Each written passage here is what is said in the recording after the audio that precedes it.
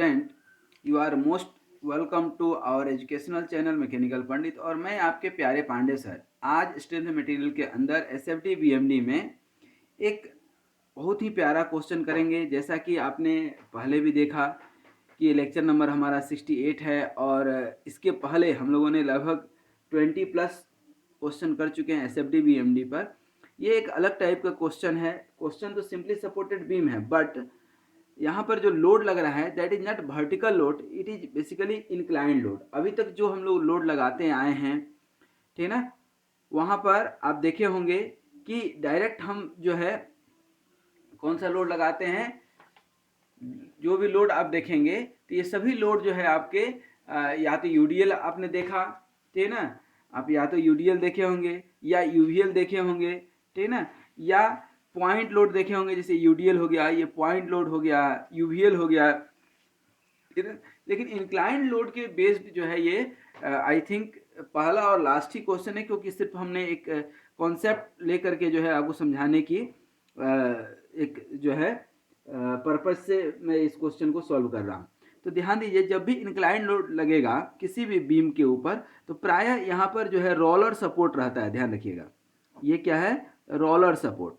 Roller support से क्या होता है, क्या होगा कि जैसे यहाँ पर ट्रेन आ रही है या बस आ रहा है, कोई ब्रिज है, तो ये क्या होगा कि बेंड होगा। जैसे ही बेंड होगा तो ये रोलर आराम से इधर आ जाएगा, ठीक है ना, क्योंकि यहाँ पर कोई भी हॉरिजॉन्टल लोड जो है यहाँ नहीं होगा, ठीक है ना। टोटल हॉरिजॉन्टल फोर्स यहाँ पर हमेशा जीरो होगा, क्योंकि हॉरिजॉन्टल लोड सपोर्ट नहीं करता है रोलर सपोर्ट, ठीक है ना। ये क्या करेगा, सिर्फ और सिर्फ वर्टिकल लोड को सपोर्ट करता है, ध्यान रखिएगा, ठीक है ना। तो यहाँ पर जब आप लोड देखेंगे, मान लीजिए कि इसको हम अपने for the sake of simplicity इसको ए मान लेते हैं, ए, ये मान लीजिए आप बी, और ये मान लीजिए कि आपका सी है, ये डी है और ये ई है, ठीक है।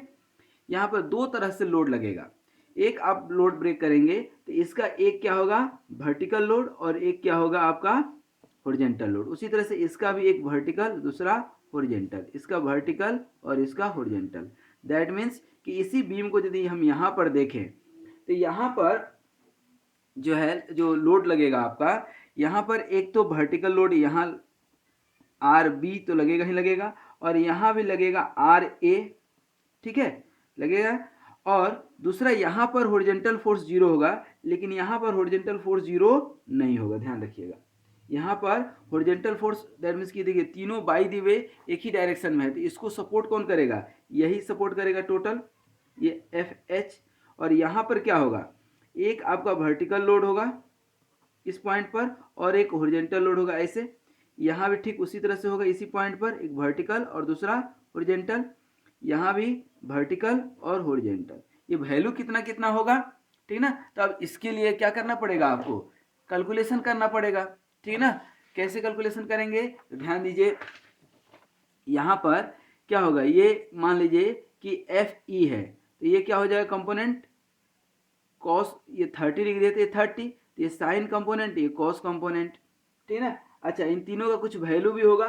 सपोज कीजिए कि इसका जो है 100 न्यूटन दिया है, इसका 200 न्यूटन दिया है, और इसका कितना दिया है 300 न्यूटन, ठीक है। तो ये क्या हो जाएगा 300 कॉस 30 डिग्री, और ये क्या हो जाएगा 300 साइन 30 डिग्री, ध्यान से समझिएगा, ठीक है। उसी तरह से यहाँ भी क्या हो जाएगा 200 कॉस 45 डिग्री, और ये क्या हो जाएगा 200 साइन 45 डिग्री। फिर यहाँ पर 100 कॉस 60 डिग्री, और ये 100 साइन 60 डिग्री। अब इस सबको तोड़ेंगे जब आप, तो 300 कॉस 30 डिग्री, 300 कॉस 30 डिग्री क्या हो जाएगा, कॉस 30 मतलब हाफ 150, ये कितना हो जाएगा 150 न्यूटन। और हॉरिजॉन्टल लोड कितना होगा दोस्त, 300 साइन 30 डिग्री मतलब 250 260 के आसपास आएगा। कैलकुलेटर हमेशा अपने साथ रखिए, विदाउट कैलकुलेटर का बहुत दिक्कत होगी, ठीक है। उसी तरह से यहाँ भी 200 कॉस 45 डिग्री मीन्स 141 मान लेते हैं, 141.4 आएगा। और ये भी जो है 200 साइन 45 डिग्री सेम होता है, तो 141.4। उसी तरह से यहाँ पर ठीक है ना, क्या हो जाएगा 100 कॉस 60 डिग्री दैट मीन्स की 6.6 और ये कितना हो जाएगा 100 sin 60 degree, that means 50 Newton. ठीक है, अब ध्यान दीजिए यहाँ पर टोटल हॉरिजॉन्टल फोर्स देखेंगे तो R A plus R B कितना हो जाएगा, नॉर्मल रिएक्शन अब देखेंगे, नॉर्मल रिएक्शन तो क्या हो जाएगा R A plus R B, R A plus R B equal to कितना हो जाएगा 86.6 प्लस 141.4 प्लस 150 होगा या नहीं, कितना हो गया 86.6 प्लस दिस मच। इसको आप टोटल जब प्लस करेंगे, ठीक ना, तो ये आपका कितना आ जाएगा 204 के आसपास आएगा। चलिए इसको एक इक्वेशन नंबर इसको आप प्लस कर लीजिए, आप प्लस करेंगे तो क्या हो जाएगा 86 प्लस 140 प्लस 150 कितना आ गया 378 के आसपास आएगा, ठीक ना, 378 इक्वेशन नंबर 1। अब नाउ टेकिंग द मोमेंट, ठीक ना, मोमेंट लेंगे, taking moment about a, taking moment about a आप लेंगे तो क्या हो जाएगा आर बी इंटू डिस्टेंस कितना है 1 2 3 4, तो R B into 4 equal to ये कितना हो जाएगा vertical over 150 into 3, 150 into 3 plus 141.4, 141.4 into 2 और प्लस 86.6 इंटू 1। इसको आप सॉल्व करेंगे you will get here R B का वैल्यू कितना आपको निकलेगा 204.85 न्यूटन निकलेगा, और आर ए निकालना होगा तो क्या करेंगे आप 378 माइनस 204.85 निकालेंगे आप, ये 173 समथिंग आ जाएगा 15, ठीक ना, ये आपका नॉर्मल रिएक्शन निकलेगा कितना 173.15 और ये आर बी निकला है कितना 204, ठीक है, ये 173 और 204 पॉइंट कितना निकला था 85, ठीक है। अब ध्यान दीजिए वर्टिकल लोड आपने बैलेंस कर दिया, अब हॉरिजॉन्टल लोड तो देखिए ना ये सब एक ही तरफ लग रहा है कि नहीं, ये 50, ठीक है ना, तो ये एफ एच जब आप निकालेंगे तो total horizontal, total horizontal load को ही यहाँ पर हम लोग बोलते हैं थ्रस्ट लोड, बड़ा अच्छा नाम है थ्रस्ट लोड। तो थ्रस्ट लोड कितना निकलेगा F H equal to total कितना है 50 141.4 प्लस 260, तो 50 प्लस 141.4 प्लस 260, ठीक है, इसको आप बैलेंस करेंगे तो यह आपका एफ एच जो है टोटल निकल करके आएगा 452 के आसपास, ठीक है, यहाँ पर कर दीजिए 452, एफ एच कितना हो गया 452, ठीक है। अब यहाँ पर आपको 3 डायग्राम बनाना पड़ेगा, shear force diagram, bending moment diagram and thrust diagram. तो सबसे पहले शियर फोर्स डायग्राम बनाएं, ठीक ना, क्या बना ले हम calculation for shear force diagram, ठीक ना, क्या लिखेंगे calculation for shear force diagram. अब देखिए यहाँ पर हम सिंपली कैलकुलेट कर देते हैं, ये सारी चीज़ें स्पष्ट है। इस डायग्राम को लेंगे तो आर बी क्या हो रहा है 204.8 ऊपर की ओर जा रहा है, ये सीधा यहाँ तक जाएगा, थोड़ा डायरेक्ट करते हैं क्योंकि इसके पहले हम काफ़ी सारा न्यूमेरिकल ऑलरेडी करा चुके हैं। देखिए ये 204 यहाँ तक जाएगा, ठीक है ना, ये क्या आ जाएगा 204.85, ये सीधा कहाँ तक जा रहा है यहाँ तक, ठीक है। शियर फोर्स एट कहाँ हो गया बी पर 204.85, ठीक है। फिर यहाँ पर शियर फोर्स एट कहाँ पर ई पर आए लेंगे, ठीक है ना, तो 204.85 माइनस क्या हो जाएगा ये 150, कितना बचा 204.85 204.85 माइनस 150 कितना आया, गलत हो गया एक सेकेंड, 204 माइनस 150 तो 54 आ गया ये 54.85। फिर शियर फोर्स एट कहाँ पर डी पर, ये क्या है, ई है, ये डी है और ये सी है। तो ऐट कहाँ पर, डी पर, तो 54.85 और माइनस क्या हो जाएगा यहाँ पर 141.4, ये और माइनस हो जाएगा -141.4, ठीक है। 54.85 माइनस 141.4, ठीक है। तो आया कितना, माइनस में आ गया ये -86.55। शियर फोर्स एट सी निकालेंगे तो -86.55, ठीक ना, और ये माइनस में ही आ रहा है तो क्या हो जाएगा 6.66, तो क्या हो जाएगा -86.66, तो कितना हो गया, ये आपका हो गया -178 के आसपास आ जाएगा, सॉरी 173.15, अब निकाल करके देख लीजिए, ठीक है ना। तो अब ये डायग्राम ड्रॉ कर देंगे, ठीक है ना।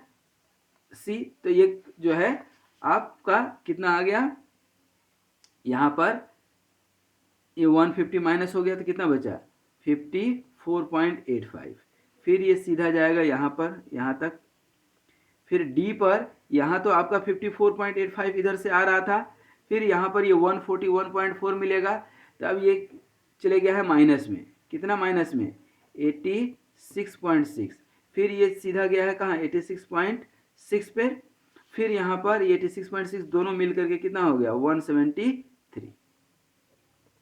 दैट मीन्स ये हो गया आपका 173.15, ठीक है। और ये भी क्या हो गया 173.15, ये पॉइंट कितना है 86.6, ठीक है। तो इस तरह से आप देखेंगे ये क्या हो गया आपका निगेटिव जोन, ठीक है ना, ये क्या हो गया निगेटिव जोन, ठीक है, सॉरी ये हो गया पॉजिटिव जोन और ये हो गया निगेटिव जोन। अब आ जाए हम लोग कहाँ पर, बेंडिंग मोमेंट डायग्राम पर, ठीक है। अब सिंपली सपोर्टेड बीम है, अब चाहे रोलर सपोर्ट हो या कोई भी सपोर्ट हो दुनिया का, इंड पॉइंट पर बेंडिंग मोमेंट क्या होगा दोस्तों, जीरो। इंड पॉइंट पर बेंडिंग मोमेंट क्या होगा, जीरो। अब यहां पर क्या लिखेंगे आप, कैलकुलेशन फॉर बेंडिंग मोमेंट। अब कैलकुलेशन फॉर बेंडिंग मोमेंट में दैट इज, अब एक एक जगह कैलकुलेट करते जाए आप, bending moment at B zero, bending moment at E क्या होगा, ठीक है ना, बेंडिंग मोमेंट एट ई क्या होगा दोस्तों, यहां पर देखिए आपके पास है बेंडिंग मोमेंट एट ई निकालेंगे तो 204.8 इंटू डिस्टेंस कितना है 1, 204.8 इंटू 1, दैट मीन्स कि यही 204.8, ठीक है, एंटी क्लॉकवाइज पॉजिटिव लिए। Bending moment eight D, bending moment eight D, तो डी पर आप निकालेंगे तो क्या हो जाएगा 204.8 इंटू 2, 204.8 इंटू 2, और ये क्या हो गया 150 के चलते क्लॉकवाइज, तो 150 इंटू 1, दैट मीन्स कि ये आप निकालेंगे तो कितना आ जाएगा 259 के आसपास आ जाएगा। उसी तरह से बेंडिंग मोमेंट एट सी निकालेंगे आप, सी पर इस साइड से निकालते आ रहे हैं तो 204.8 इंटू 3, देन दीजिए 204.8 इंटू 3 माइनस 150 इंटू 2, 150 इंटू 2, ठीक है, और इंटू 1 इंटू 141 माइनस 141.1 इंटू 1, ठीक है। इसको आप निकालेंगे तो you will get here 173.15 again, ठीक है। और bending moment eight A, that means कि इंड पॉइंट पर क्या होगा जीरो। अब यहाँ पर हम बना दें बेंडिंग मोमेंट, ये सारे वैल्यू आपके निकल गए, ठीक है ना। तो यहाँ पर जीरो, यहाँ पर कितना निकला है आपका 204, मानना क्या है राउंड फिगर में हमने लिख दिया, ये कितना हो गया 259 और ये कितना निकला है 173, दैट मीन्स अच्छा लीनियर बनेगा क्योंकि पॉइंट लोड है, ध्यान रखिएगा, ठीक है ना, ठीक है। ये हो गया आपका बेंडिंग मोमेंट डायग्राम, ठीक ना, ये क्या हो गया आपका बेंडिंग मोमेंट डायग्राम, ठीक है। अच्छा ध्यान दीजिए, कहीं भी बेंडिंग मोमेंट के कैलकुलेशन में ये हॉरिजॉन्टल वाला लोड नहीं आएगा, क्योंकि हॉरिजॉन्टल क्या लग रहा है, हम एज्यूम करते हैं कि एक्सिस के अलोंग लग रहा है और एक्सिस से डिस्टेंस क्या होगा जीरो, ठीक है। तीसरा और जो सबसे इंपॉर्टेंट है that is the thrust diagram. ये तो क्या था आपका SFD, ठीक ना, और ये अब हमारा निकलेगा क्या, थ्रस्ट डायग्राम। ध्यान रखिएगा, थ्रस्ट डायग्राम। थ्रस्ट डायग्राम क्या होता है कि जैसे आपका टेबल फैन है, ठीक ना, दैट मीन्स या टरबाइन का जो है या शिप का जो है रोटर है, क्या है, यहाँ फैन लगा, ये एक्सिस से हॉरिजॉन्टली जो है भागने की कोशिश कर रहा है और वर्टिकल भी लोड लग रहा है, ठीक है। तो थ्रस्ट डायग्राम में यहाँ बहुत सिंपल है, बहुत डिटेल में हम नहीं जाएंगे, ठीक है ना। अब चूंकि एक ही जगह पर ये दोनों नहीं दिख रहा है, इसलिए हम यहाँ पर इसको कैलकुलेट करेंगे। यहाँ पर थोड़ा ध्यान दीजिए, ये यहाँ पर थ्रस्ट डायग्राम है मान लीजिए, ठीक है, ये थ्रस्ट डायग्राम हम बना रहे हैं यहाँ पर, तो ध्यान दीजिए, यही है ना, आपको दिख रहा है यहाँ पर, ठीक है ना।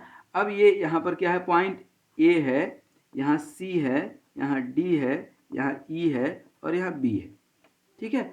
अब यहाँ पर ध्यान दीजिए, A पर थ्रस्ट डायग्राम कितना है आपका, 452 दिख रहा है ना, ये हो जाएगा 452। ऐसे ही जैसे SFD बनाते हैं वैसे ही थ्रस्ट डायग्राम भी बनाते हैं। 451, फिर यहाँ पर 50 पहुँच गया तो माइनस, ये 451 पूरा यहाँ तक जाएगा C तक, फिर यहाँ 50 माइनस हो गया तो कितना बचेगा, 50 माइनस हो गया यहाँ पर तो कितना बचा, ये कितना है 452, तो यहाँ कितना बचेगा 401, फिर यहाँ पर सीधा यहाँ तक जाएगा, फिर यहाँ पर कितना माइनस हो रहा है 141.4, ठीक ना, तो कितना बचेगा 141 माइनस हो जाएगा इसमें 401 में, तो कितना बचेगा 259, यहाँ क्या बचेगा 259 ये वाला पॉइंट, और फिर ये जाएगा कहाँ पर E पर, और E पर कितना है, E पर कितना है ये 260, दैट मीन्स कि लगभग जीरो हो जाएगा, ये इतना ही आएगा 260 ही आएगा, ये 260 नहीं 259 पॉइंट समथिंग आया होगा, तो हम इसको राउंड फिगर में ले लिए, और ये थ्रस्ट इधर जीरो, दैट मीन्स कि यहाँ रोलर सपोर्ट है, तो ये जो है आपको सपोर्ट नहीं करता है कौन सा, थ्रस्ट लोड को, ठीक है। अब इसका थ्रस्ट डायग्राम चूंकि एक ही सीध में हम बनाए थे तो यहाँ पर हम बना देते हैं, बट जो है आप ध्यान रखिए ये सब बनेगा एक ही सीध में, SFD बनेगा, उसके नीचे BMD, उसके नीचे थ्रस्ट डायग्राम, और ये कैसे बनेगा देख लीजिए, यहाँ पर हम बना देते हैं। ये आपका कितना निकला, जो यहाँ पर लोड है 452, तो यही 452 रहेगा पूरा, ये सीधा यहाँ जाएगा, फिर यहाँ पर ये 50 माइनस हो जाएगा, हॉरिजॉन्टल थ्रस्ट डायग्राम मतलब हॉरिजॉन्टल, ये 50 माइनस हो जाएगा, तो यहाँ बचेगा कितना देख लीजिए, ये 452 में कितना बचेगा 451, ये 451 यहाँ बचा, ठीक है। फिर ये सीधा गया, फिर यहाँ पर 141 माइनस हो जाएगा, 141 माइनस हो गया, ठीक ना, तो ये कितना बचा आपका 451 में 141 माइनस हो जाएगा, तो ये बचेगा लगभग 260 के आसपास, ठीक है। और फिर यहाँ पर अब देखिए ये ऑलरेडी 260 काम कर रहा है, तो 260 यहाँ पर जीरो हो जाएगा, और ये हो गया आपका थ्रस्ट डायग्राम, ठीक है, ये हो गया आपका,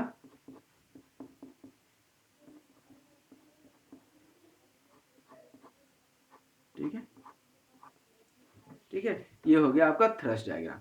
तो बेसिकली इस क्वेश्चन में जो है बीम कैरिंग इंक्लाइंड लोड में जो हमने समझाने की कोशिश किया और आपने जो समझा, बेसिक कॉन्सेप्ट क्या था, थ्रस्ट डायग्राम का।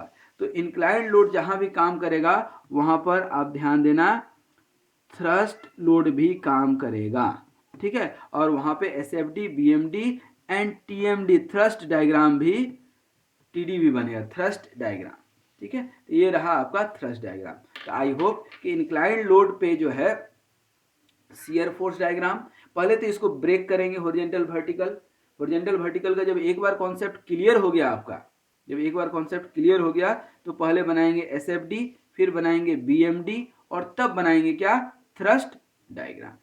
कैसे बनाएंगे इसको हमने बहुत डिटेल में समझाया है, इतना डिटेल में शायद ही जो है कहीं मिले आपको, तो यदि आपको समझ में आने में थोड़ी भी दिक्कत हुई है तो let us repeat once again, एक बार और इस वीडियो को देखिए।